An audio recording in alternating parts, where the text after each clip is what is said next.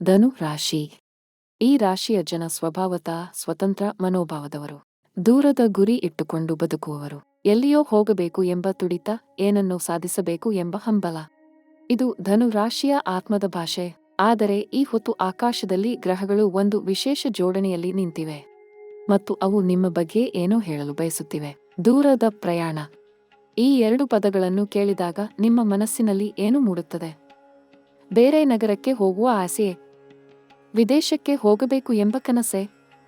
ಅಥವಾ ಬಹಳ ದಿನಗಳಿಂದ ಮನಸ್ಸಿನಲ್ಲಿ ಬಿತ್ತಿಕೊಂಡ ಯಾವುದೋ ಅಪೂರ್ಣ ಇಚ್ಛೆಯೇ? ಹೌದು, ನಿಮ್ಮ ಆ ಭಾವನೆ ಸುಳ್ಳಲ್ಲ. ನಿಮ್ಮ ಆ ತುಡಿತ ವ್ಯರ್ಥವಲ್ಲ. ಯಾಕೆಂದರೆ ಈ ಕ್ಷಣದಲ್ಲಿ ಗ್ರಹಗಳ ಸ್ಥಿತಿ ನಿಮ್ಮ ಜೀವನದಲ್ಲಿ ಒಂದು ದೂರದ ಪ್ರಯಾಣ ನಿಮ್ಮ ಭಾಗ್ಯವನ್ನೇ ಬದಲಾಯಿಸಬಲ್ಲದು ಎಂದು ಸ್ಪಷ್ಟವಾಗಿ ತೋರಿಸುತ್ತಿದೆ. ಈ ಮಾತು ಸಾಮಾನ್ಯ ಮಾತಲ್ಲ. ಗ್ರಹಗಳ ಭಾಷೆಯಲ್ಲಿ ಹೇಳುವುದಾದರೆ, ಧನು ರಾಶಿಯ ಒಡೆಯ ಗುರು ಗ್ರಹ ಇರುವ ಸ್ಥಾನ ಈ ಹೊತ್ತು ನಿಮಗೆ ಒಂದು ಅಪೂರ್ವ ಫಲ ನೀಡಲು ಸಿದ್ಧವಾಗಿ ನಿಂತಿದೆ. ದೂರದ ಸ್ಥಳಕ್ಕೆ ಹೋಗುವ ಮೂಲಕ, ಅಲ್ಲಿ ನಡೆಯುವ ಘಟನೆಗಳ ಮೂಲಕ, ಭೇಟಿಯಾಗುವ ಜನರ ಮೂಲಕ ನಿಮ್ಮ ಜೀವನ ಹೊಸ ತಿರುವು ಪಡೆಯಲಿದೆ. ಮತ್ತು ಇದು ಶತಮಾನದಲ್ಲಿ ಒಮ್ಮೆ ಮಾತ್ರ ಬರುವಂತ ಅವಕಾಶ. ತಪ್ಪಿಸಿಕೊಂಡರೆ ಮತ್ತೆ ಬಾರದು. ಗುರು ಗ್ರಹದ ಬಗ್ಗೆ ಒಂದು ಕ್ಷಣ ಯೋಚಿಸಿ. ಗುರು ಅಂದರೆ ವಿಸ್ತಾರ. ಗುರು ಅಂದರೆ ಜ್ಞಾನ.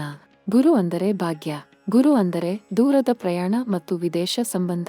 ಧನು ರಾಶಿಗೆ ಗುರು ಅಧಿಪತಿಯಾಗಿರುವುದರಿಂದ ಅವನ ಪ್ರತಿಯೊಂದು ಚಲನೆಯೂ ನಿಮ್ಮ ಮೇಲೆ ನೇರ ಪ್ರಭಾವ ಬೀರುತ್ತದೆ.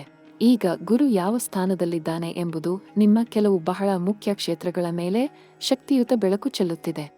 ವೃತ್ತಿ, ಹಣ, ಸಂಬಂಧ, ಆರೋಗ್ಯ, ಆಧ್ಯಾತ್ಮ ಇವೆಲ್ಲದರ ಮೇಲೂ ಗುರುವಿನ ದೃಷ್ಟಿ ಈಗ ಬಿದ್ದಿದೆ. ಆದರೆ ಒಂದು ಮಾತು ನೆನಪಿನಲ್ಲಿ ಇಟ್ಟುಕೊಳ್ಳಿ. ಗ್ರಹಗಳು ಅವಕಾಶ ತರುತ್ತವೆ ನಿಜ. ಆದರೆ ಆ ಅವಕಾಶವನ್ನು ಬಳಸಿಕೊಳ್ಳಬೇಕಾದವರು ನೀವೇ. ಗ್ರಹಗಳು ನಿಮ್ಮ ಬಾಗಿಲು ಬಡಿಯುತ್ತವೆ. ಬಾಗಿಲು ತೆರೆಯಬೇಕಾದವರು ನೀವು. ಈ ಹೊತ್ತು ಧನು ರಾಶಿಯ ಬಾಗಿಲನ್ನು ಗ್ರಹಗಳು ತುಂಬಾ ಜೋರಾಗಿ ಬಡಿಯುತ್ತಿವೆ. ಕೇಳಿಸುತ್ತಿದೆಯೇ? ಸಾಮಾನ್ಯವಾಗಿ ಜೀವನದಲ್ಲಿ ಕೆಲವು ತಿರುವುಗಳು ಬರುತ್ತವೆ. ಅವು ಅನಿರೀಕ್ಷಿತವಾಗಿ ಬರುತ್ತವೆ, ಮೃದುವಾಗಿ ಬರುತ್ತವೆ, ಅಥವಾ ತೀವ್ರ ಘಟನೆಯ ರೂಪದಲ್ಲಿ ಬರುತ್ತವೆ. ಧನು ರಾಶಿಯ ಜನರಿಗೆ ಈ ಹೊತ್ತು ಅಂತ ಒಂದು ತಿರುವು ಬರಲಿದೆ. ದೂರದ ಪ್ರಯಾಣದ ರೂಪದಲ್ಲಿ. ಆ ಪ್ರಯಾಣ ಯಾವ ರೀತಿಯದಾಗಿರಬಹುದು ಎಂದು ನಾನು ಹೇಳಲಿದ್ದೇನೆ. ಮೊದಲು ಶನಿಯ ಬಗ್ಗೆ ಮಾತನಾಡೋಣ. ಶನಿ ಗ್ರಹ. ಈ ಹೆಸರು ಕೇಳಿದಾಗ ಅನೇಕರಿಗೆ ಭಯ ಆಗುತ್ತದೆ. ಆದರೆ ಶನಿ ಕೇವಲ ಕಷ್ಟ ಕೊಡುವ ಗ್ರಹವಲ್ಲ. ಶನಿ ನ್ಯಾಯದ ಗ್ರಹ. ಶನಿ ಕರ್ಮದ ಗ್ರಹ. ನೀವು ಹಿಂದೆ ಮಾಡಿದ ಕೆಲಸಗಳ, ತ್ಯಾಗಗಳ, ಕಷ್ಟಗಳ ಪ್ರತಿಫಲ ಶನಿಯ ಮೂಲಕ ಬರುತ್ತದೆ. ಧನು ರಾಶಿಗೆ ಶನಿ ಈ ಹೊತ್ತು 3ನೇ ಭಾವದಲ್ಲಿ ಅಥವಾ ಅದಕ್ಕೆ ಸಂಬಂಧಿಸಿದ ಸ್ಥಾನದಲ್ಲಿ ಪ್ರಭಾವ ಬೀರುತ್ತಿದ್ದಾನೆ. ಇದು ಪ್ರಯಾಣ, ಧೈರ್ಯ ಮತ್ತು ಹೊಸ ಉದ್ಯಮಗಳ ಭಾವ. ಶನಿ ಇಲ್ಲಿ ಇದ್ದಾಗ ಒಂದು ಸ್ಪಷ್ಟ ಸಂದೇಶ ಇದೆ. ಧೈರ್ಯ ಮಾಡಿ ಹೊರಟರೆ ದಾರಿ ತಾನಾಗಿ ತೆರೆದುಕೊಳ್ಳುತ್ತದೆ. ರಾಹು ಮತ್ತು ಕೇತು. ಈ ಎರಡು ಛಾಯಾಗ್ರಹಗಳ ಬಗ್ಗೆ ಮಾತನಾಡದೆ ಧನು ರಾಶಿಯ ಕತೆ ಪೂರ್ಣವಾಗುವುದಿಲ್ಲ. ರಾಹು ಅಂದರೆ ಆಕಾಂಕ್ಷೆ, ವಿದೇಶ ಸಂಬಂಧ, ತಂತ್ರಜ್ಞಾನ ಮತ್ತ ಅಚ್ಚರಿಯ ಬದಲಾವಣೆ. ಕೇತು ಅಂದರೆ ಕರ್ಮ ಮುಕ್ತಿ, ಆಧ್ಯಾತ್ಮಿಕ ಜಾಗೃತಿ ಮತ್ತು ಹಿಂದಿನ ಜನ್ಮದ ಸಂಬಂಧ. ಈ ಎರಡು ಗ್ರಹಗಳು ಧನು ರಾಶಿಯ ಮೇಲೆ ಈಗ ವಿಚಿತ್ರ ಪ್ರಭಾವ ಬೀರುತ್ತಿವೆ. ಒಂದು ಕಡೆ ಹೊಸ ಅವಕಾಶ ತೋರಿಸುತ್ತಿದ್ದರೆ, ಇನ್ನೊಂದು ಕಡೆ ಹಳೆಯ ಬಂಧನಗಳಿಂದ ಮುಕ್ತರಾಗಲು ಅವಕಾಶ ಕೊಡುತ್ತಿದೆ. ಈಗ ಮುಖ್ಯ ಭಾಗಕ್ಕೆ ಬರೋಣ. ದೂರದ ಪ್ರಯಾಣ ನಿಮ್ಮ ಭಾಗ್ಯ ಬದಲಾಯಿಸಬಲ್ಲದು ಎಂದು ಹೇಳಿದೆ. ಅದು ಹೇಗೆ ಸಾಧ್ಯ? ಯಾವ ರೀತಿ ಬದಲಾಗಬಹುದು? ಎಷ್ಟು ಬೇಗ ಬದಲಾಗಬಹುದು? ಇದನ್ನು ಸ್ಪಷ್ಟವಾಗಿ ಹೇಳಲಿದ್ದೇನೆ. ವೃತ್ತಿ ಮತ್ತು ಉದ್ಯೋಗದ ವಿಷಯಕ್ಕೆ ಬರೋಣ. ಧನು ರಾಶಿಯ ಅನೇಕ ಜನರಿಗೆ ಇತ್ತೀಚೆಗೆ ಒಂದು ಬಗೆಯ ಒತ್ತಡ ಇದೆ. ಇರುವ ಕೆಲಸ ಸಾಕಾಗುತ್ತಿಲ್ಲ, ಇರುವ ಸ್ಥಳ ಸಾಕಾಗುತ್ತಿಲ್ಲ, ಏನೋ ಹೊಸದು ಬೇಕು ಎಂಬ ಭಾವನೆ ಒಳಗಿಂದ ಒಕ್ಕುತ್ತಿದೆ. ಈ ಭಾವನೆ ತಪ್ಪಲ್ಲ. ಇದು ನಿಮ್ಮ ಆತ್ಮ ನಿಮಗೆ ಕೊಡುತ್ತಿರುವ ಸಂಕೇತ. ದೂರದ ಪ್ರಯಾಣ ಮಾಡಿದರೆ, ಅಥವಾ ಬೇರೆ ನಗರಕ್ಕೆ, ಬೇರೆ ರಾಜ್ಯಕ್ಕೆ ಅಥವಾ ಬೇರೆ ದೇಶಕ್ಕೆ ಹೋಗಿ ಬಂದರೆ ನಿಮ್ಮ ವೃತ್ತಿಯ ಮೇಲೆ ಅದ್ಭುತ ಪ್ರಭಾವ ಬೀಳಲಿದೆ. ಹೊಸ ಸಂಪರ್ಕ ಸಿಗಬಹುದು, ಹೊಸ ಉದ್ಯೋಗ ಸಿಗಬಹುದು, ಹೊಸ ಒಪ್ಪಂದ ಆಗಬಹುದು. ಇದು ಕೇವಲ ಅಂದಾಜಲ್ಲ, ಗ್ರಹ ಸ್ಥಿತಿ ಹೇಳುತ್ತಿರುವ ಸ್ಪಷ್ಟ ಸಂಕೇತ.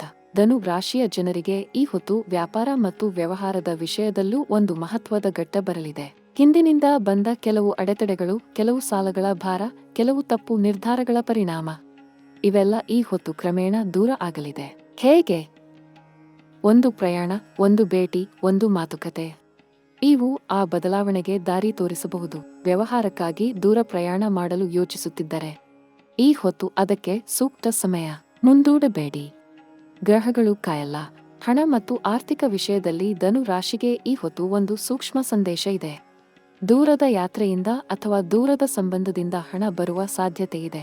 ಹಿಂದೆ ಕೊಟ್ಟ ಸಾಲ ವಾಪಸ್ ಬರಬಹುದು. ನಿರೀಕ್ಷಿಸದ ಮೂಲದಿಂದ ಹಣ ಹರಿದು ಬರಬಹುದು. ಆದರೆ ಒಂದು ಎಚ್ಚರಿಕೆ ಕೂಡ ಇದೆ. ಅನಗತ್ಯ ಖರ್ಚು ಮಾಡಬೇಡಿ.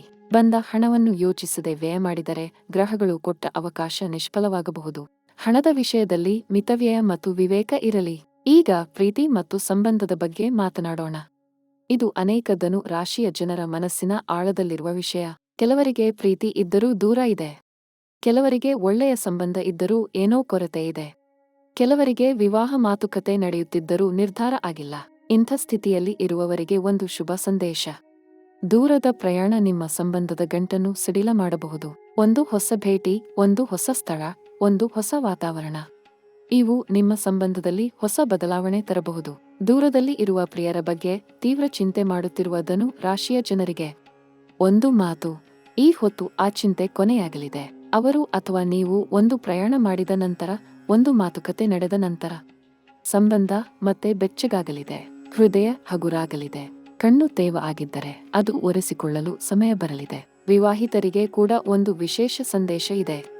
ಸಂಗಾತಿಯ ಜೊತೆ ಒಂದು ದೂರದ ಪ್ರಯಾಣ ಮಾಡಲು ಯೋಚಿಸಿ. ಅದು ಯಾತ್ರೆಯಾಗಿರಬಹುದು, ಪ್ರವಾಸ ಆಗಿರಬಹುದು, ಅಥವಾ ಬೇರೆ ನಗರದ ಸಂಬಂಧಿಕರ ಮನೆಗೆ ಭೇಟಿ ಕೂಡ ಆಗಿರಬಹುದು. ಆ ಪ್ರಯಾಣ ನಿಮ್ಮ ದಾಂಪತ್ಯದಲ್ಲಿ ಹೊಸ ಮಧುರತೆ ತರಲಿದೆ. ಮಧ್ಯದಲ್ಲಿ ಯಾವುದೋ ಅದೃಶ್ಯ ಗೋಡೆ ಇದ್ದಂತೆ ಅನಿಸಿದ್ದರೆ ಆ ಗೋಡೆ ಒಡೆಯಲಿದೆ. ಆರೋಗ್ಯದ ವಿಷಯಕ್ಕೆ ಬರೋಣ. ಧನು ರಾಶಿ ಮೂಲತಃ ದೈಹಿಕ ಚಟುವಟಿಕೆಗೆ ಇಷ್ಟಪಡುವ ರಾಶಿ. ಓಡಾಡುವುದು, ಅಲೆದಾಡುವುದು, ಹೊರಗೆ ಹೋಗುವುದು, ಇಂಥ ಚಟುವಟಿಕೆಗಳು ಧನು ರಾಶಿಗೆ ಮಾನಸಿಕ ಆರೋಗ್ಯ ಕೊಡುತ್ತವೆ. ದೀರ್ಘಕಾಲ ಒಂದೇ ಸ್ಥಳದಲ್ಲಿ ಕುಳಿತಿದ್ದರೆ ಮನಸ್ಸು ಸಣ್ಣ ಸಣ್ಣ ವಿಷಯಗಳಿಗೆ ಚಿಂತಿಸಲು ಪ್ರಾರಂಭಿಸುತ್ತದೆ. ಅದು ದೇಹದ ಮೇಲೂ ಪ್ರಭಾವ ಬೀರುತ್ತದೆ. ಒಂದು ಪ್ರಯಾಣ ಮಾಡಿ.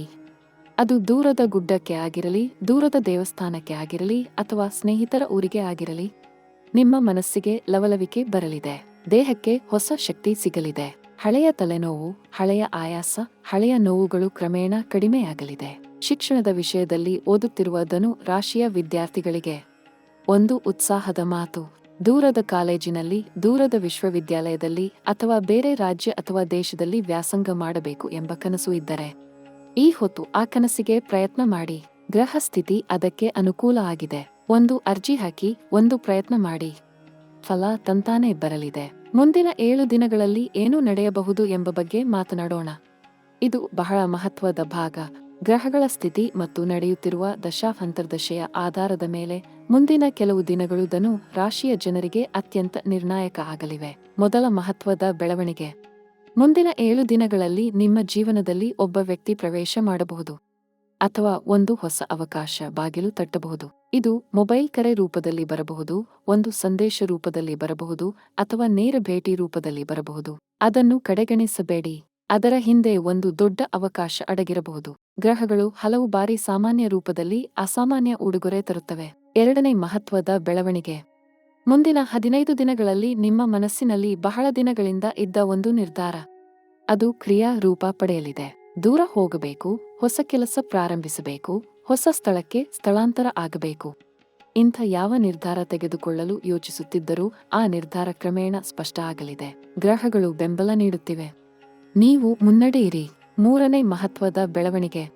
ಮುಂದಿನ 30 ದಿನಗಳಲ್ಲಿ ವಿದೇಶ ಅಥವಾ ದೂರದ ಸ್ಥಳದ ಬಗ್ಗೆ ಒಂದು ಶುಭ ಸುದ್ದಿ ಬರಬಹುದು. ವೀಸಾ ಸಿಗಬಹುದು, ಉದ್ಯೋಗ ಒಪ್ಪಂದ ಆಗಬಹುದು, ಶಿಕ್ಷಣದ ಅವಕಾಶ ತೆರೆದುಕೊಳ್ಳಬಹುದು, ಅಥವಾ ವ್ಯವಹಾರದ ಕಡೆಯಿಂದ ಒಂದು ಒಳ್ಳೆಯ ಪ್ರತಿಕ್ರಿಯೆ ಬರಬಹುದು. ಈ ಸುದ್ದಿ ನಿಮ್ಮ ಮನಸ್ಸಿನ ಭಾರ ಇಳಿಸಲಿದೆ. ಕಣ್ಣು ಹೊಳೆಯಲಿದೆ. ಮನಸ್ಸು ಮತ್ತೆ ನಂಬಿಕೆ ತುಂಬಿಕೊಳ್ಳಲಿದೆ. ಆದರೆ ಒಂದು ಎಚ್ಚರಿಕೆ ಕೂಡ ಇದೆ. ಈ 3 ಹಂತದಲ್ಲಿ ಬರುವ ಅವಕಾಶಗಳನ್ನು ಗ್ರಹಿಸಲು ನೀವು ಮಾನಸಿಕವಾಗಿ ತಯಾರಾಗಿ ಇರಬೇಕು. ಅನುಮಾನ, ಭಯ ಅಥವಾ ಜಡತ್ವ, ಇವು ಅವಕಾಶಗಳ ಶತ್ರುಗಳು. ಗ್ರಹಗಳು ತರುವ ಅವಕಾಶ ಮೋಡದಂತೆ. ಒಮ್ಮೆ ಕಾಲ ಮೀರಿದರೆ ಮತ್ತೆ ಬರುವ ಖಾತ್ರಿ ಇಲ್ಲ. ಕರ್ಮ ಮತ್ತು ಆಧ್ಯಾತ್ಮದ ಬಗ್ಗೆ ಒಂದು ಆಳವಾದ ಮಾತು ಹೇಳಲಿಕ್ಕಿದೆ. ಧನು ರಾಶಿ ಮೂಲತಃ ಧರ್ಮ, ನ್ಯಾಯ ಮತ್ತು ಸತ್ಯದ ರಾಶಿ. ಈ ರಾಶಿಯ ಜನರ ಆತ್ಮ ಯಾವಾಗಲೂ ಸತ್ಯಕ್ಕಾಗಿ ಉಕ್ಕುತ್ತಿರುತ್ತದೆ. ಹಿಂದಿನ ಜನ್ಮದಲ್ಲಿ ಅಥವಾ ಈ ಜನ್ಮದ ಹಿಂದಿನ ದಿನಗಳಲ್ಲಿ ಮಾಡಿದ ಕೆಲವು ಕರ್ಮಗಳ ಬೀಜ ಈಗ ಫಲ ಕೊಡಲು ತಯಾರಾಗಿದೆ. ಅದರಲ್ಲಿ ಕೆಲವು ಶುಭ ಕರ್ಮಗಳ ಫಲ ಇದೆ ಮತ್ತು ಕೆಲವು ಅಶುಭ ಕರ್ಮಗಳ ಫಲ ಕೂಡ ಇರಬಹುದು. ಶುಭ ಕರ್ಮಗಳ ಫಲ ಆ ದೂರದ ಪ್ರಯಾಣದ ರೂಪದಲ್ಲಿ ಬರಲಿದೆ. ಮತ್ತು ಅಶುಭ ಕರ್ಮಗಳ ಪರಿಣಾಮ ಕ್ಷಮಿಸಿಕೊಳ್ಳಲು ಒಂದು ತೀರ್ಥಯಾತ್ರೆ ಅಥವಾ ಆಧ್ಯಾತ್ಮಿಕ ಪ್ರಯಾಣ ಮಾಡಿ. ದೇವಾಲಯಕ್ಕೆ ಹೋಗಿ, ಆದರೆ ಕೇವಲ ಕೇಳಲು ಹೋಗಬೇಡಿ, ಕೊಡಲು ಕೂಡ ಹೋಗಿ. ಅಲ್ಲಿ ಯಾರೋ ಹಸಿದ ಮನುಷ್ಯನಿಗೆ ಅನ್ನ ಕೊಡಿ, ಯಾರೋ ಬಡಮಗುವಿಗೆ ಒಂದು ಬಟ್ಟೆ ಕೊಡಿ, ಅಥವಾ ಕೇವಲ ಒಂದು ಮಧುರ ನಗು ಕೊಡಿ. ಈ ಚಿಕ್ಕ ಕ್ರಿಯೆಗಳು ನಿಮ್ಮ ಕರ್ಮದ ಲೆಕ್ಕ ಸರಿ ಮಾಡಲು ಸಹಾಯ ಮಾಡುತ್ತವೆ ಮತ್ತು ಗ್ರಹಗಳ ಶುಭ ಪ್ರಭಾವ ಇನ್ನೂ ಶಕ್ತಿಯುತ ಆಗಲಿದೆ. ಕೇತು ಈಗ ನಿಮ್ಮ ಜಾತಕದಲ್ಲಿ ಯಾವ ಸ್ಥಾನ ತೋರಿಸುತ್ತಿದ್ದಾನೆ ಎಂಬುದರ ಆಧಾರದ ಮೇಲೆ ನಿಮ್ಮ ಕೆಲವು ಹಳೆಯ ಸಂಬಂಧಗಳು, ಹಳೆಯ ವ್ಯಾಪಾರ ಒಪ್ಪಂದಗಳು ಅಥವಾ ಹಳೆಯ ಭಾವನಾತ್ಮಕ ಬಂಧನಗಳು ಕಡಿದು ಹೋಗಲಿದೆ. ಇದು ನೋವಿನ ಪ್ರಕ್ರಿಯೆ ಆಗಿರಬಹುದು, ಆದರೆ ಅದರ ಹಿಂದೆ ಒಂದು ದೊಡ್ಡ ಬಿಡುಗಡೆ ಇದೆ.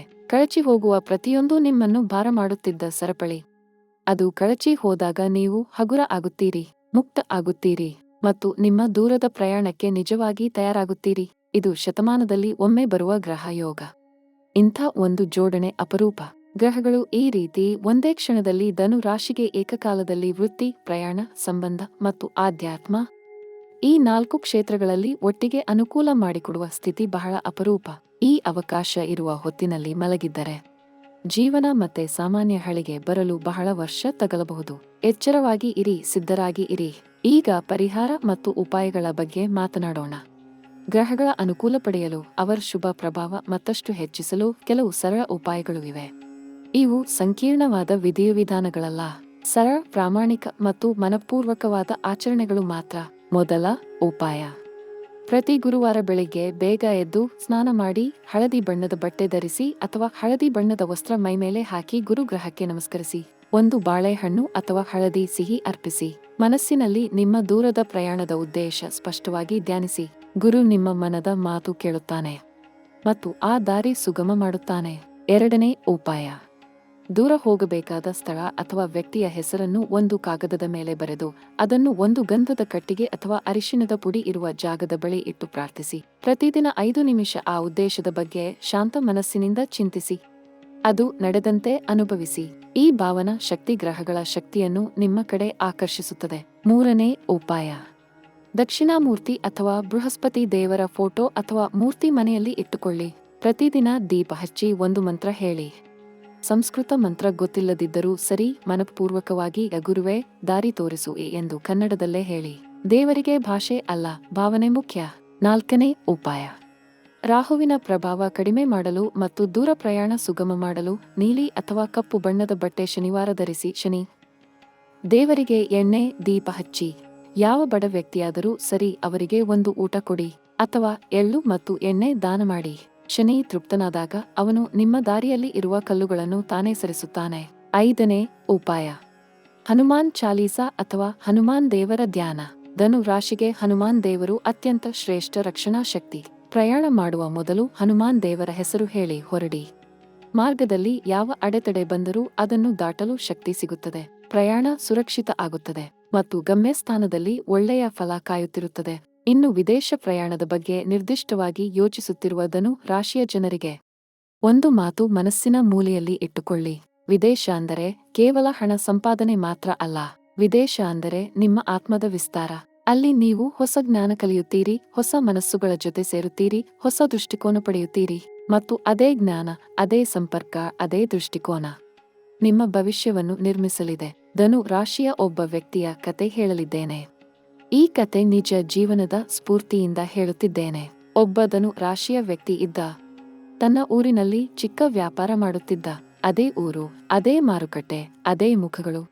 ಏನೋ ಒಂದು ಕೊರತೆ ಇತ್ತು. ಮನಸ್ಸು ಯಾವಾಗಲೂ ದೂರ ಹೋಗಬೇಕು ಎಂದು ತುಡಿಯುತ್ತಿತ್ತು. ಆದರೆ ಭಯ ಇತ್ತು. ದೂರ ಹೋದರೆ ಇರುವ ವ್ಯಾಪಾರ ಹಾಳಾಗುತ್ತದೆ ಎಂಬ ಭಯ, ಮನೆಯವರು ಒಪ್ಪುವುದಿಲ್ಲ ಎಂಬ ಭಯ, ದೂರ ಹೋಗಿ ಏನೂ ಸಿಗದಿದ್ದರೆ ಎಂಬ ಭಯ. ಆದರೆ ಒಂದು ದಿನ ಗ್ರಹಗಳ ಒತ್ತಡ ತಡೆಯಲಾರದೆ ತನ್ನ ಆತ್ಮದ ಕರೆ ಕೇಳಿ ಅವನು ಹೊರಟ. ದೂರದ ಒಂದು ನಗರಕ್ಕೆ ಹೋದ.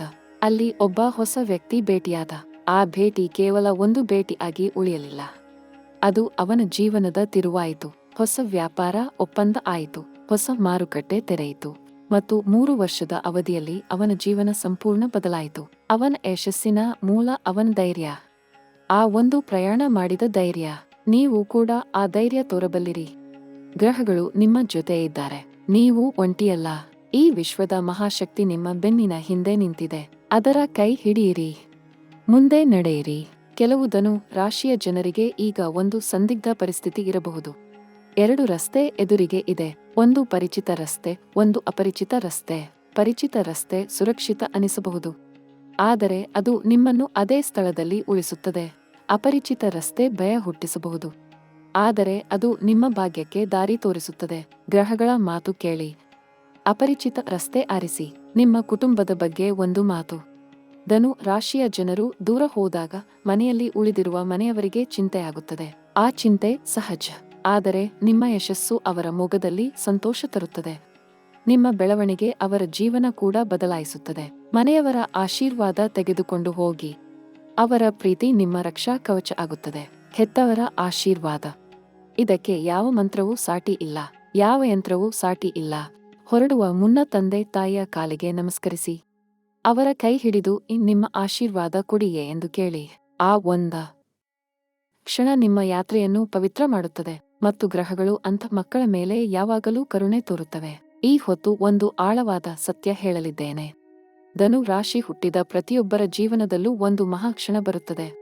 ಅದು ಬಂದಾಗ ಜೀವನ ಸಂಪೂರ್ಣ ಬದಲಾಗುತ್ತದೆ. ಈ ಕ್ಷಣ ಆ ಮಹಾಕ್ಷಣ ಆಗಿರಬಹುದು. ಗ್ರಹಗಳ ಸ್ಥಿತಿ ನೋಡಿದರೆ ಈ ಹೊತ್ತು ಆ ಕ್ಷಣಕ್ಕೆ ನೀವು ತಲುಪಿದ್ದೀರಿ ಎಂದು ಅನಿಸುತ್ತದೆ.